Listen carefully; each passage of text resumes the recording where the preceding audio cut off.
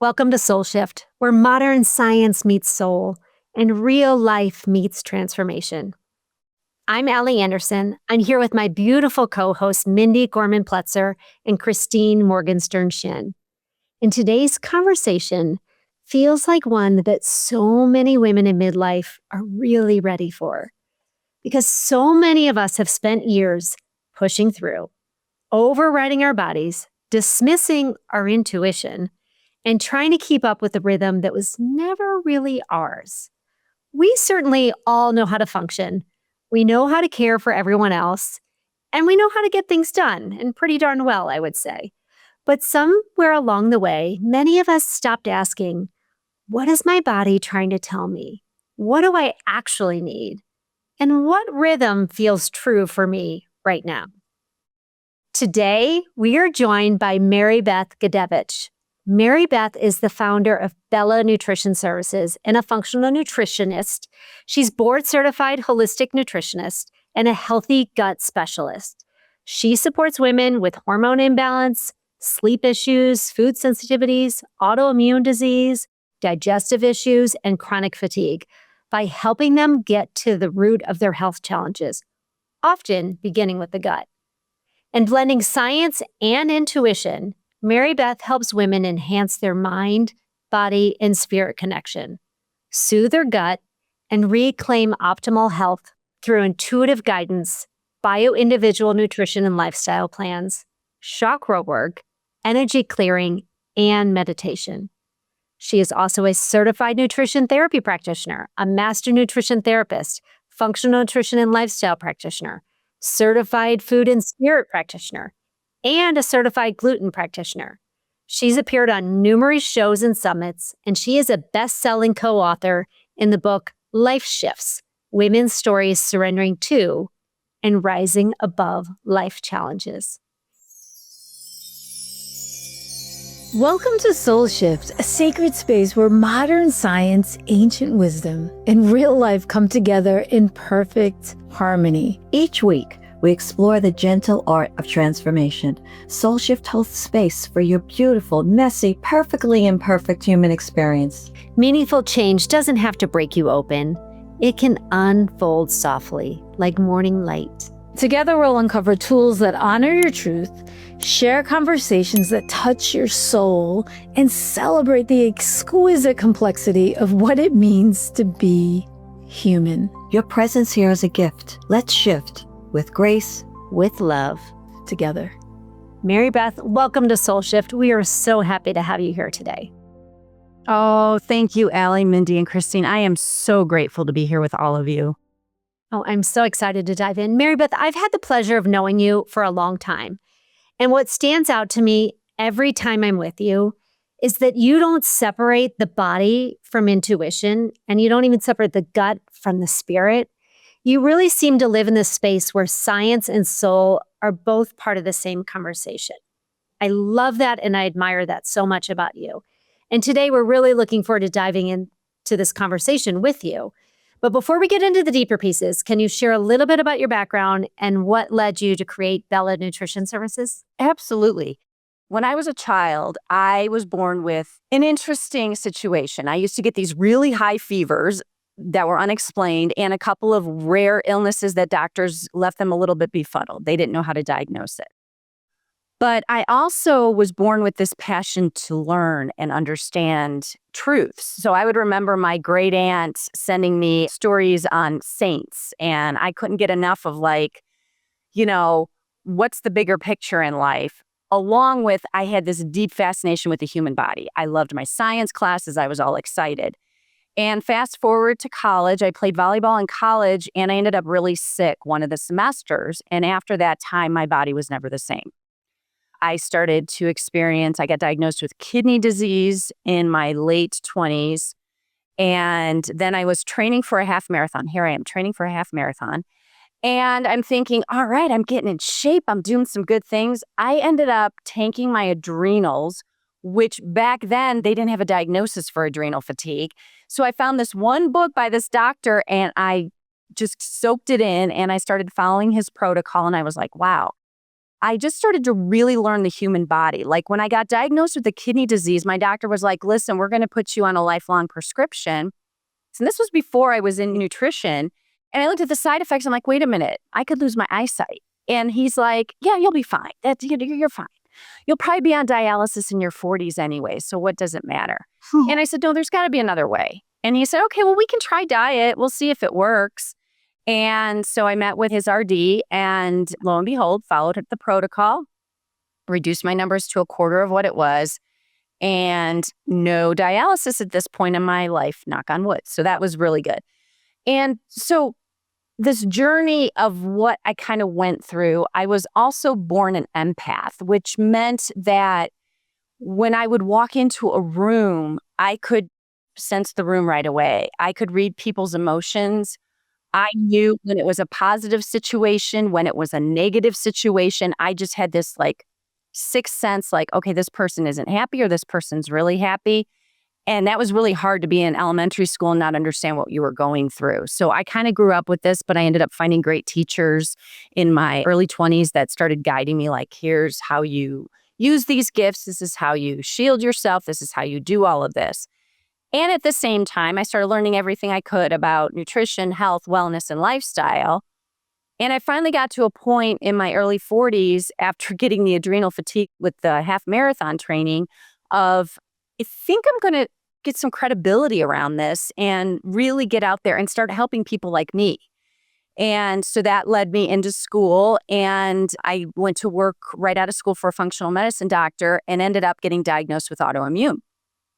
So again, back on the bandwagon, working through healing, figuring out my protocol, working with practitioners I knew that could support me through it, and getting myself back together. And it's kind of funny now because I'm right now dealing with a current health issue, which I will get into down the road, but going back to my, basics and my protocol and working with the right practitioners. And we're looking at, okay, I don't ever live into the diagnosis. So it's always like, all right, what's going on? Give it a name. Fine. That's a name. But what is it that I can do to go back to the basics and start cleaning things up and then see where we're at and then go clean the next level and then see where we're at? It's kind of like been my pattern throughout my life. So it led me into this field, and I've expanded my knowledge. I've studied with some amazing teachers to understand the marriage of science and spirituality, not in like a new agey sense, but just in this real energetic sense. I mean, we're all energetic beings, and how the human body on the physical, mental, emotional, spiritual level works together. So that's kind of what led me to where I'm at. Oh, thank you for sharing that. I think that's so powerful. And I think you've had such amazing trainings, like really, really great trainings, but you're not teaching like textbook information. You're teaching something you've really lived and really experienced. And I think that's really powerful. Yeah, thank you. Yeah, I'm kind of like a visual and kinesthetic learner. So I think, God kind of puts me on this path of like, okay, we're going to have you go through it so you understand what it feels like. And that allows me space for the people I work with, because I know what it's like to sit in overwhelm when your practitioner is throwing 10 things at you that you need to be doing or dealing with or going through. And I can stop and go, okay, that was overwhelm. So when I work with my clients and when I teach my classes, it's really getting into being present and let's just break it down a bite at a time. So, yeah. And what makes you and your story so unique is that you have lived and experienced both sides of it, right? You've been the client, the patient, and the practitioner. And I'm sure that it becomes very attractive to people who are coming in to want to work with you. And what really is so resounding to me is how lucky you are to be so connected to your body, so connected to your intuition. But that makes me think about how many women spend years living disconnected, right? Living from the neck up, thinking their way through everything, planning, managing, and yet always pushing and analyzing, very often to the point of analysis paralysis.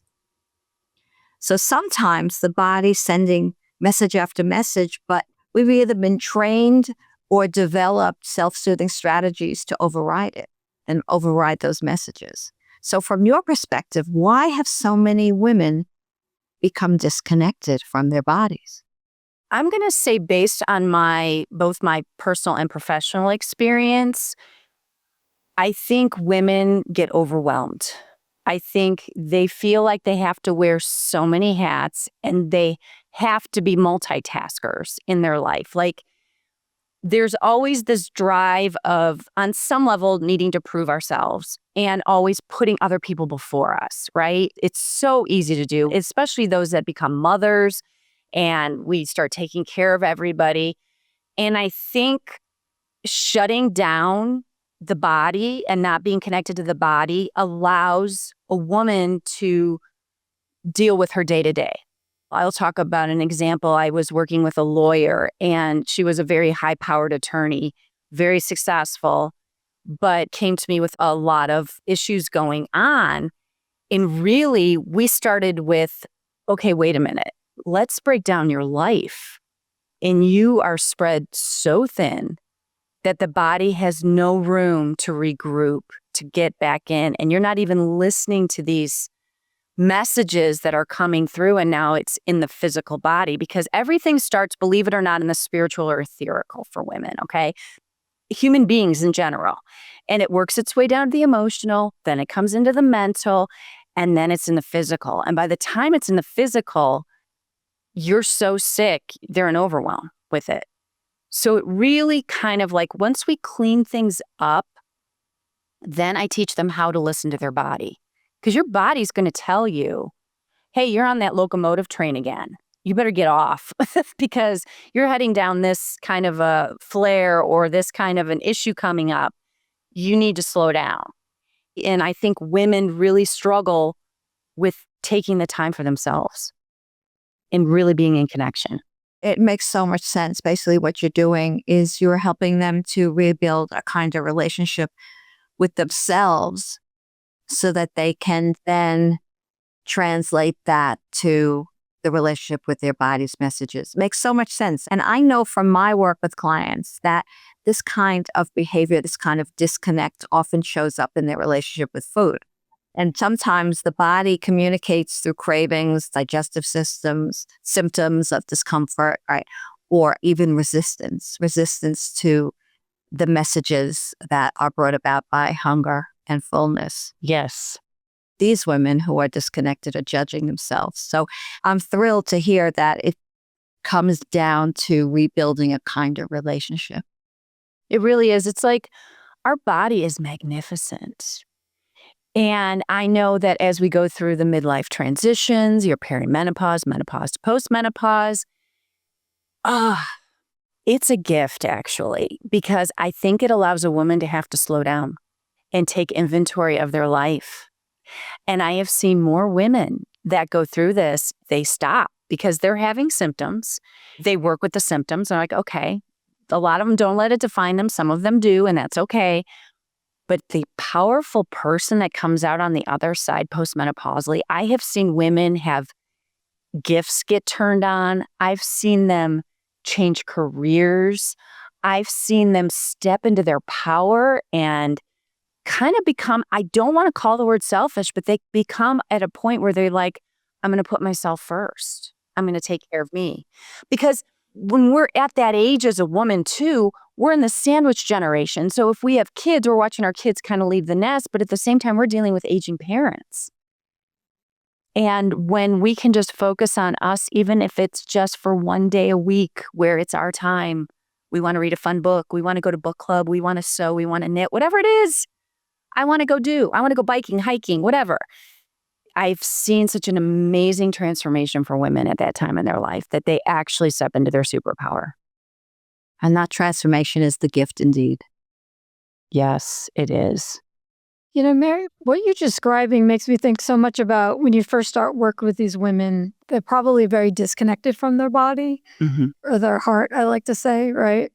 And they're just frustrated by all these symptoms. So they come to you and maybe they're going through, you know, that season of life. And I think what you're teaching them is to, besides, of course, just simply slowing down, is that reconnecting with themselves, like finding what safety feels like, whether it's in the physical body or in their heart or, energetically or in their soul, right? Yes. And after they start understanding this and that overwhelm starts to dissipate and the women start tuning back into, I'm using the word body, but I'm really talking about heart, soul, energetics, right? That core identity piece.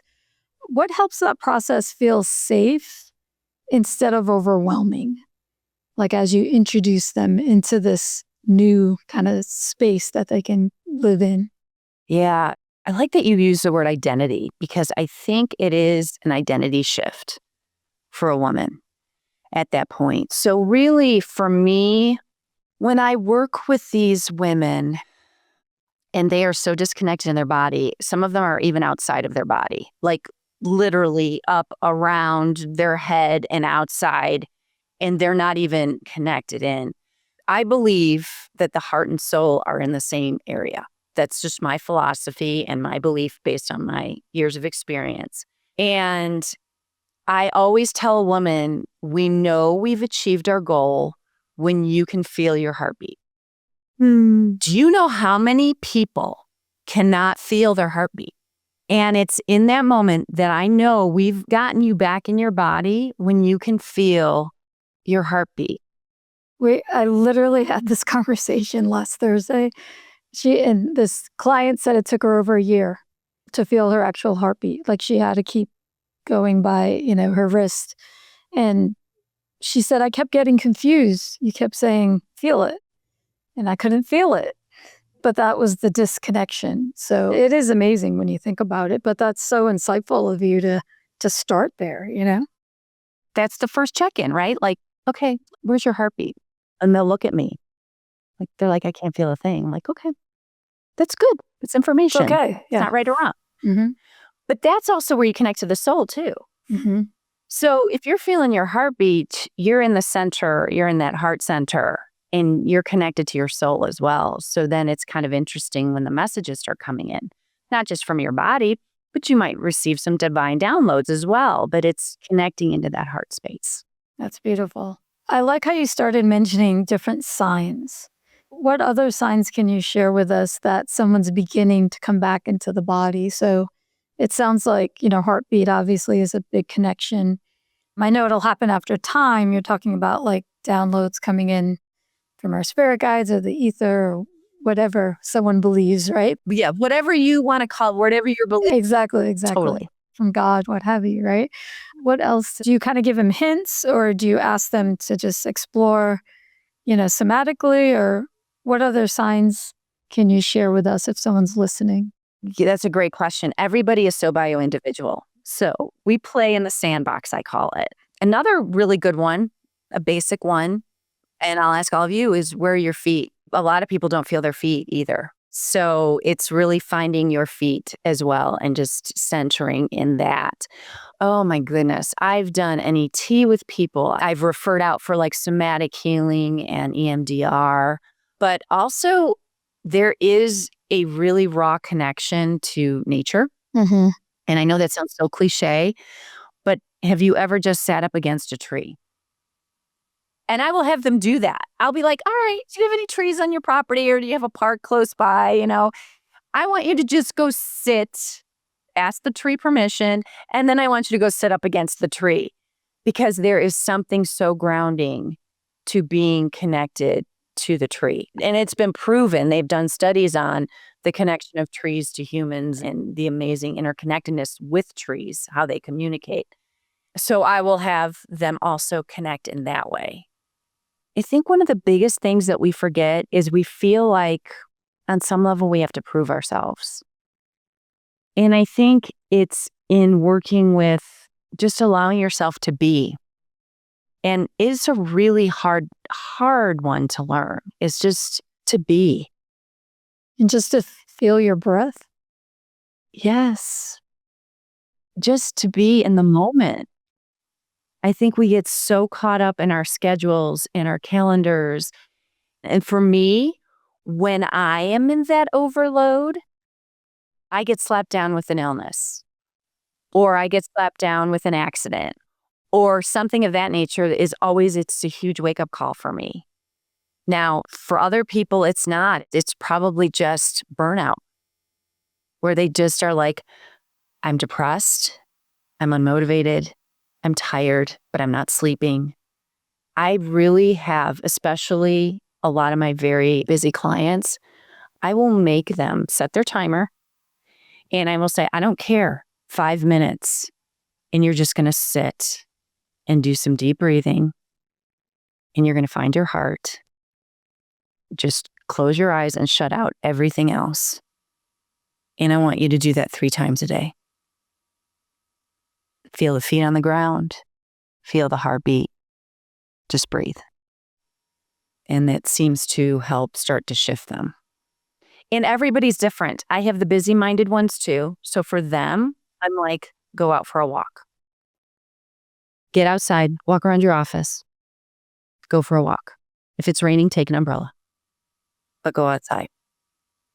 And just notice the birds. Notice the trees. Feel the ground beneath you. I can feel your calming sense. I can feel it in my body just when you say it, that place of like, let's go there. It's beautiful. And I am going to try to sit next to a tree. I've spent a lot of time outside, but I've not intentionally sat next to a tree. So I'm going to take that advice. Thank you. Well, then, Allie, you're going to have to let me know how it is for you because it's life-changing on a lot of levels. It's incredible. I will. I'll send you a picture of me too. Perfect. Okay, so I do want to bring it into sort of getting like really practical, right? Because I think a lot of people, this idea, especially women who are just beginning that transition in life and just realizing that they're starting a new chapter in their life, it can be a little bit overwhelming. It can be a little bit confusing, like what this looks like. How do you teach women to trust their intuition? And how do you teach them to know the difference between their intuition and what is like fear, anxiety, ego? And how do they really know, like, this is my intuition, this isn't my ego, this isn't anxiety, this isn't some old programming I've had for a long time. This is my intuition telling me what I need right now. Usually when you're in ego, I call it a pushing energy. It's kind of like, no, you can't do that. No, why are you doing that? No, well, maybe you want to think of this. Well, have you thought about that? It's kind of like this rushed pushing energy is the best way to describe it. That's how I experience it. And I notice that a lot of women do experience it that way, right? It's kind of like that pushing energy. It's a pushing energy into you. When it comes from God, divine, your guides, whatever it is for you, it's a soft whisper usually. And it's not like you physically hear it, but it can come from within you and it's just a soft whisper. It's like a simple answer. It's like, okay, so let's say, should I go check on my daughter? It's a simple yes. It's almost like the softness to it. And that, is a divine message for you. It may be a detailed download. Like you might get like, okay, I've got 5 ideas. You grab a piece of paper and you just start writing, but you're not realizing you're writing because some people call it automatic writing. And they just start getting down and then they look and they're like, they reread it and they're like, wow. This is exactly what I needed.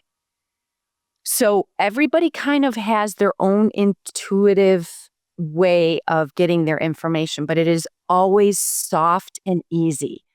I think when you're sitting in that ego or that inner push, it's just like it's almost grating in a way where it's like it gives you more anxiety than the whisper does. The whisper is kind of calming and you're like, okay. And sometimes you might look at it and sometimes they'll come in and they'll be like, da-da, and I'll be like, what? You want me to do what? And I'll be sitting there and I'm like, okay, we're going to go with it.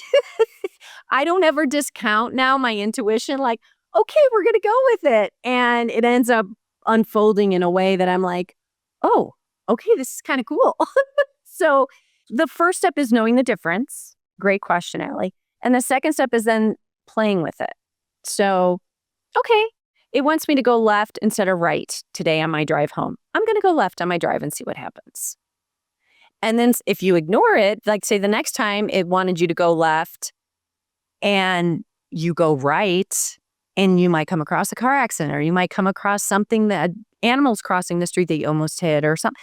It's kind of interesting when you start using it as a muscle how it becomes easier. So it's just getting it into practice. So I work a lot with that practice. Like we work a lot with basic exercises to start getting the muscle going, start trusting the muscle.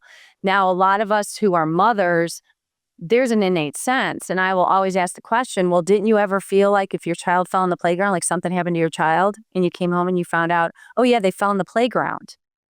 That's your intuition. So sometimes, yeah, it'll tell you get out of the burning building. I had a colleague of mine who was in the Palisades fire. And that morning, she literally get out. She grabbed her stuff, her animal, and she was like in the car way before everybody else was. And the whole place burned down within an hour. So sometimes if you need to not be at a spot, they will get very clear with you, like get out, move, go, leave. It's not a pushing energy. It's still loving. Even the get out is still, there's love around it and you can feel the love around it, if that makes sense. And how about when it's so gentle that it almost, you're like, is that it? You know what I mean? Like it's so simple and so gentle. Like, have you coached your clients around that of just trust, like just trust in the simplicity of the message, or how would you go about it? When it's so simple like that and it's just a whisper, you can sometimes ask, okay, wait a minute. Did I just hear you? Or did I just feel you? Or did I just mind's eye? You got an image, whatever, however you get. Some people get smells and they'll be like, did I really smell the rose? Did I really smell rose? And then it'll come again. So it's like, I always tell people, I'm like, just sit with it for a minute and make sure there's not a lot of chaos going on around you because it's in the stillness that we can hear.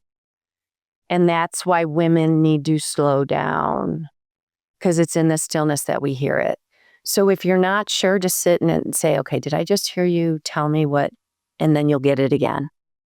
It's in the stillness that we can notice. Yes. Noticing. So many women are exhausted from not noticing because they're pushing. Yes. Pushing through expectations. Pushing through, as we said before, hunger, tiredness, resentment, grief, right? Being, as you mentioned, the sandwich generation. I want to say something to grief, Mindy, that you brought up. I think we fear grief. And when we allow ourselves to fully experience grief, it's our greatest teacher.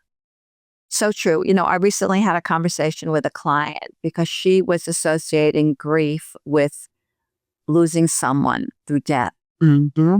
Right. And she's going through a transition in her own life where she's needing to take a hard look at where she is and where she wants to go next. And there's a lot of letting go. Yes. And that letting go can bring grief because so often where we find ourselves is because we've gotten here because we needed to be there. Which Chris mentioned before, safety. So it very often needs to be a grieving process because I think when we fully grieve, we fully honor. Yes, 100%. And it's a full release of all of your bodies, believe it or not. Your physical, your mental, your emotional, and your spiritual. I call it the grief peak where it really hits you and you might be crying and screaming and yelling at the world and you're like in this place and all this stuff comes out of your mouth and you look back like, why did I talk about the squirrel that crossed the street? Well, I was like raging through this grief. But when you get through that peak, and I'm not saying that grief doesn't go away because it is, I'm a grief counselor, so it goes back and forth. But when you get through that really hard first push of grief, the relief and the fatigue you feel afterwards and just the complete exhaustion and the letting go, let God, I call it. It's the best feeling in the world on so many levels. Yeah. And I can just speak for myself that I've experienced deep grief and I've been able to notice that I can experience joy at the same time because I've acknowledged that if the situation hadn't been that great, it wouldn't hurt so badly. Yes. Exactly. Exactly. That person or that situation meant so much to you. There was a deep love there. Yeah. And I remember telling my daughters when they lost their dad, you know, it wouldn't hurt so bad if it hadn't been so good. And that needs to be celebrated. And that's what they still hold on to 21 years later. So there's a great lesson in that.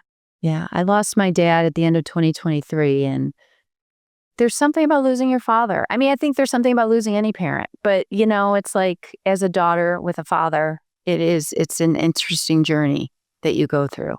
That it is. I've shared, I lost my father just a few months ago. So I know exactly what you're talking about. But there's always joy. Always. There's always joy if you allow yourself to notice. Exactly. I love that. Exactly. Thank you for that. Oh, you're welcome. So Mary Beth, I'm wondering, once you kind of start, it sounds like you lay that foundation, you know, clients you work with start feeling a little more connected with their body and with their heart. And how do you guide them to start finding like a gentle rhythm through their day? And you might call it something different, not that full-on hyper-focused flow. I mean, that'll come too. Just that gentle rhythm of like, once they befriend nature and they befriend really their heart and themselves. Because to me, that's a beautiful sweet spot, you know, to live. Totally. I have people bring me their schedules. Like, okay, I want to see your month's calendar. And we seriously go through and we reroute some things so that they can have what I call their peace moments. And in those peace moments, you can do whatever you want, but you can't do any chores. And you can't work. And you can't take care of somebody else. I don't care if you pick up a fun book and read a chapter. I don't care if you go for a walk. I don't care if you just sit in the silence. But you have your peace moments throughout your day that we designate as you time. And believe it or not, that they have found more flow. These women have found more flow in their life when they have their peace moments throughout the day that they know. Some of them, it's only 10, 15 minutes, you know, with the schedules they have. But it's 10, 15 minutes that they richly look forward to. And it's a great reset moment for them. I hope that answers your question. Yeah, absolutely. You know, having those X amount of times throughout the day, if they need to, they keep resetting themselves, right? Or if they don't need to reset themselves, they're just getting more of an enhanced, you know, to me, a fulfilling flow of their day. Just because it's more connective, right? You're just helping them connect more. That's great. I think if someone's going to start doing that and say it's really challenging for them, you know, 10 minutes for that type A personality. Oh, yeah. You know, because they might look at you like, excuse me, you want me to get into rhythm? I have a to-do list, right? Exactly. Where would you suggest just a simple first step? Like if all else fails, 10 minutes feels like 4 hours. What would you suggest? Honestly, I would say if you're at your desk, stand up, close your eyes, find your feet, find your heart. And I want you to do, and I give them different numbered breathings based on what I think frequency they need. So it could be a 3-7-8 breath. And in for 3, hold for 7, release for 8, sit for 3, in. And I will have them do that for about 3 to 5 minutes. And I have gotten great feedback on that for the type A busy woman that's scheduled back to back. Now, there are women out there, and we know them, who push through everything. And they're like, I know I do this. And then they crash and burn. Yeah. And we love them. And so it's really for me, then I'm like, all right, well, then we need to find your time on a weekend because you already see your pattern. You go, go, go, go, go. And then it's boom, crash and burn, crash and burn. And then you're down for 3, 4, 5 days. So let's start weekend. Let's start incorporating something in the weekend that you enjoy, that makes you laugh, that's fun, that's I don't care, it's not work, and you can let it go. I also know career women that talk about how they have a hard time getting out of their mind. Their mind does not stop. It's going 24/7. And so a lot of what I'll work on with them is from the head to the heart. Sit for like 2 minutes, head to heart, find your heart, find your heart, find your heart. I've gotten great feedback on that one for the monkey mind, type A, high-stressed woman. I love it because you just simplified it. Everyone that's going to you, obviously they're there because they want help and they want to improve, right? So I could see that working beautifully. Even if they're struggling because of their busy schedule, they'll try it, and it's just genius that you're giving them something so simple but yet so impactful. Oh, you're welcome. I love these tips too. They remind me of something I often say, and which is that complicated problems, they don't always require complicated solutions, right? And I think what you're telling us is this can be very, very simple, but so powerful and really quite life altering if we can take a few minutes, whether it's 2 minutes or 5 minutes, to really find ourselves. And I suspect this is how we also start to learn about listening to our intuition. When we have those 2 minutes of just standing there quietly breathing and connecting with our body, that's when the intuition can kind of talk to us and give us a calm message. Yeah. And it's so important because feeling connected to ourselves is not extra. It's not supposed to be extra. It's not supposed to be. And I know we've got so much noise coming at us in this world. And I know that sounds so cliche and everybody says it, but if you think back, and it's going to age me, prior to cell phones, how simple were your evenings? For me, it was come home from work, make dinner, and then chill out with my husband for the evening. That was it. We didn't have to look on our computers. We weren't connected to our jobs. We were just simple. And then even after we had our daughter, it was family time. We would get her bathed, we'd put her to bed, and then the two of us would sit and hang out that night, sometimes playing backgammon, sometimes watching TV, whatever it is. And my husband and I had this conversation recently, like, why have we allowed that noise to control our life? And how do we get back to boundaries around all of that noise? And I am going to be perfectly honest with you. I am one of those people that has evolved, especially postmenopausally, where a lot of my day, because I work from home a lot, I don't have anything on. It's complete silence in the house. And it's complete silence even on the weekends. And I'm going to tell you, if you can be in that stillness, how amazing your creativity can flow. It's been very profound for me. That's really powerful. Okay, Mary Beth, before we get to our closing, I do want to definitely touch on the gut because it's such a big part of your work.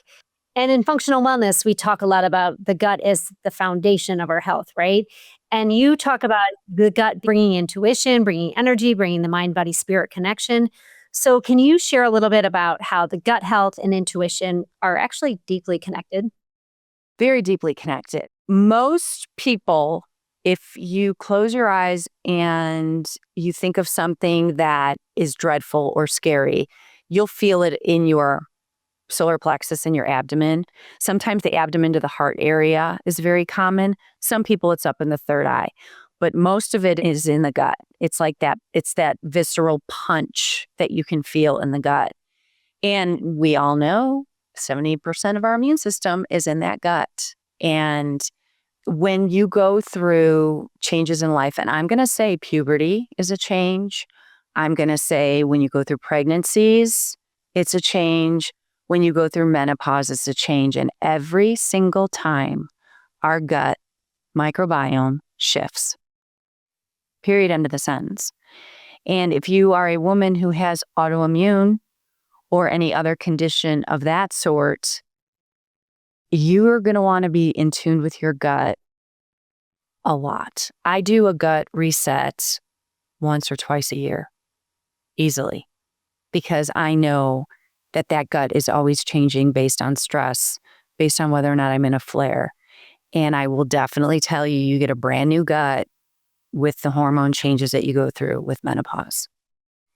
And so when you're talking about your intuition and your gut, you feel stress. Okay, I don't know how you guys feel, But I've noticed too, the pattern is when you go through this transition in life, your stress meter, you just don't have a wick anymore. It's like the littlest thing will set you off. Like if you're running 5 minutes late for an appointment, you're like, oh my gosh, and you're like stressed out. Oh, it's going into the gut. It's going into the gut. I don't care what you say. It is messing with that gut. So more than anything, it's trusting when that gut is speaking to you. It's bloating. There's gas. You maybe eat a food that you used to be able to eat and it just doesn't sit well. It feels like a brick in your stomach. Don't ignore that. That's your body telling you, hey, I need a little help here. We need to get things going. Maybe you have some constipation or diarrhea. This is all. And when you are feeling that gut punch intuitively too, you might notice a looser stool, or you might notice you get a little bit constipated, or you might notice a little bloating immediately.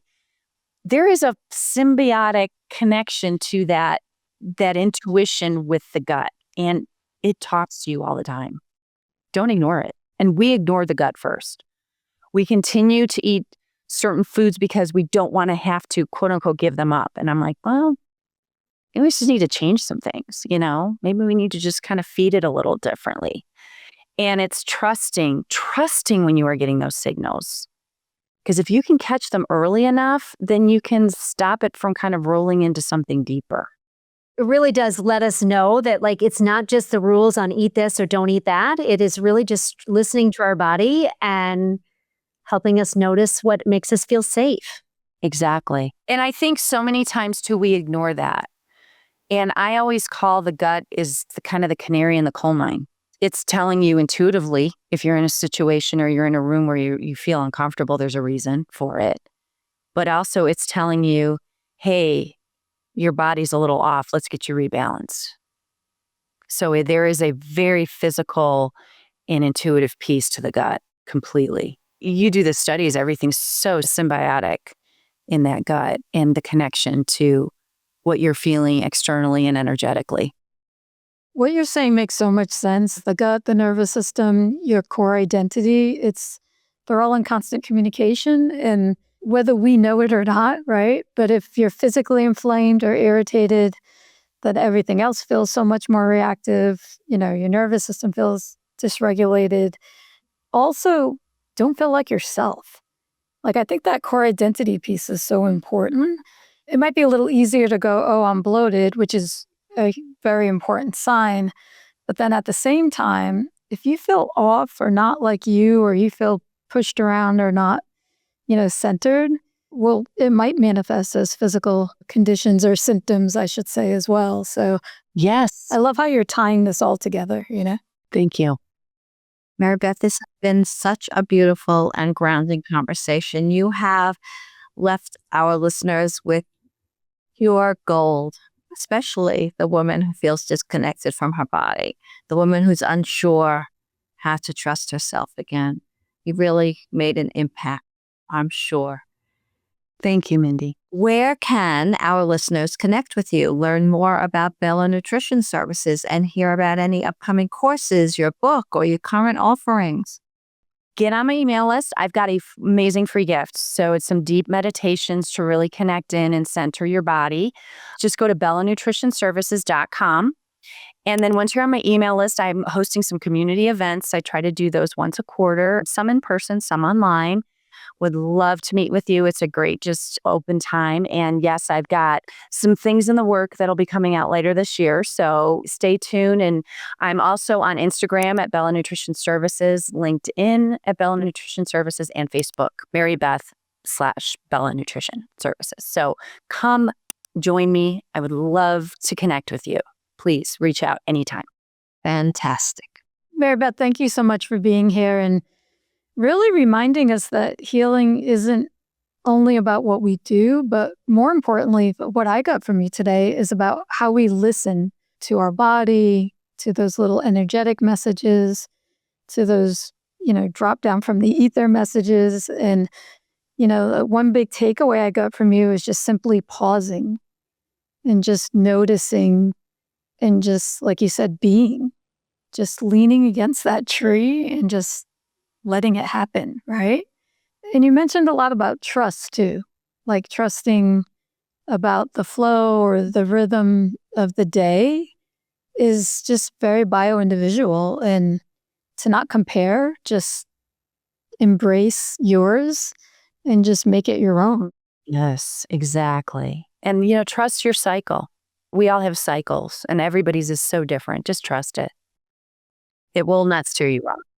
I think that's a beautiful place to end, because I think the trust, the faith, the connectiveness, like that's what we need, I think, to be able to move forward and feel like ourselves, right? Yes. Like who we truly are. And so I thank you so much for the work you do. And everyone listening, if the episode resonated, we'd love for you to share a little note down at the bottom, or subscribe, or share it with someone who can find a lot of value from what Mary Beth is offering. And please visit all of the places you can find her. It'll be down on the bottom in the show notes. And as we close, let's always remember here at Soul Shift, let's shift in a very organic way and gently together. Thank you for sharing the sacred time today. We hope something in this conversation touched your heart and offered nourishment for your soul's journey. Remember, transformation is most effortless when it happens one tender shift at a time. Until next week, we invite you to carry one insight from today into your life. Not as a task. Think of it as a superpower to yourself. If something resonated, we'd love to hear from you. If you're joining us on YouTube, feel free to leave us a comment below. Your words ripple outward, offering connection and comfort to others walking this path beside you. If Soul Shift feels like home, please subscribe and consider leaving us a review. Your support will help us reach more hearts that need to hear they're not alone. We're holding you in love, so know you're not alone. Your journey matters. May your heart be filled, and may your path be filled with grace.